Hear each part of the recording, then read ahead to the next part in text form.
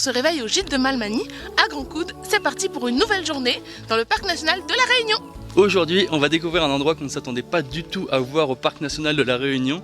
C'est le seul producteur et le seul planteur de thé en France.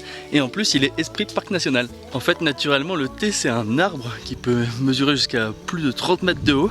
Nous, on le connaît sous forme d'arbuste parce qu'on cueille surtout les petites feuilles au sommet. Du coup, pour pouvoir les attraper, on les garde très ras au sol. Et voilà, ça ressemble à ça, des feuilles de thé qui sont cueillies. Donc en fait, ce sont les jeunes pousses. Ça sent le thé?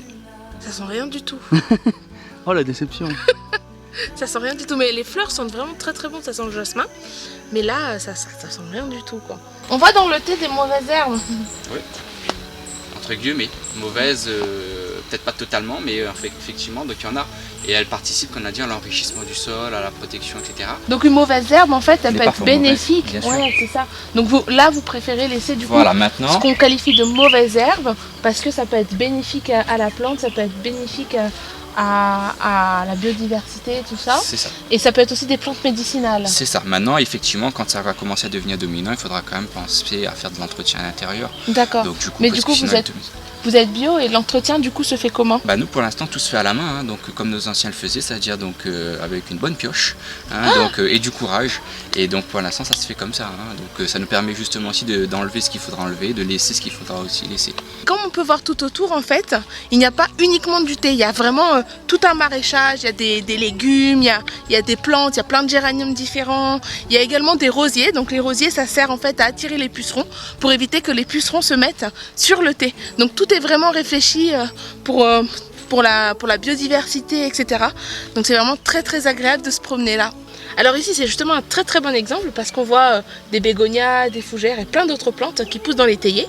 Et en fait ici ils le laissent directement dedans parce que les plantes que nous on dirait des mauvaises herbes, ici ils jugent que c'est pas forcément des mauvaises herbes. Donc ils laissent la nature faire et à partir du moment où peut-être, du coup, ce qu'on appellerait des mauvaises herbes prendrait le dessus. Là, il le taillerait directement à la main.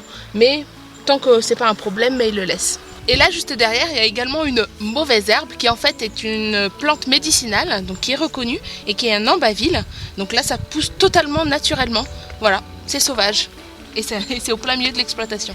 Il faut nous garder tout ça là pour pouvoir simplement soigner à nous déjà. D'accord. Soigner à nous parce que c'est vraiment donc, quelque chose que les connus de nos anciens. Sauf que nous aujourd'hui, beaucoup nous désintéresse à nous parce que nous voyons surtout des choses simples. Ça va faire le docteur, la pharmacie, et voilà, les fait. Il ne faut pas oublier que la plupart des médicaments, on les fait à partir de plantes et nous avons tout ça sous la main.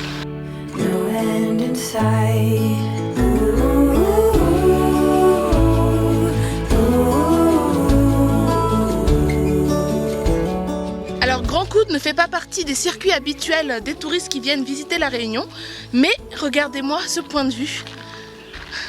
C'est vraiment magnifique et on va aller voir ça avec le drone. C'est parti! Voilà!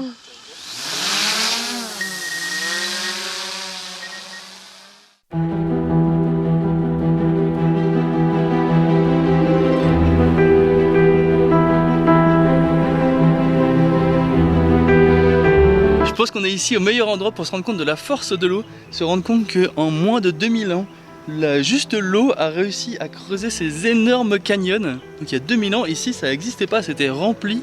Et le courant d'eau là, qui est asséché parce qu'il fait très sec en ce moment à la Réunion, c'est ça qui a creusé en si peu de temps d'un point de vue de la Terre.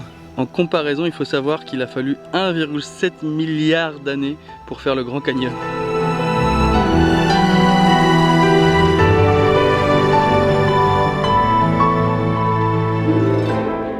Là, on a pris la route pour le gîte du volcan et regardez-moi ce paysage, c'est vraiment magnifique.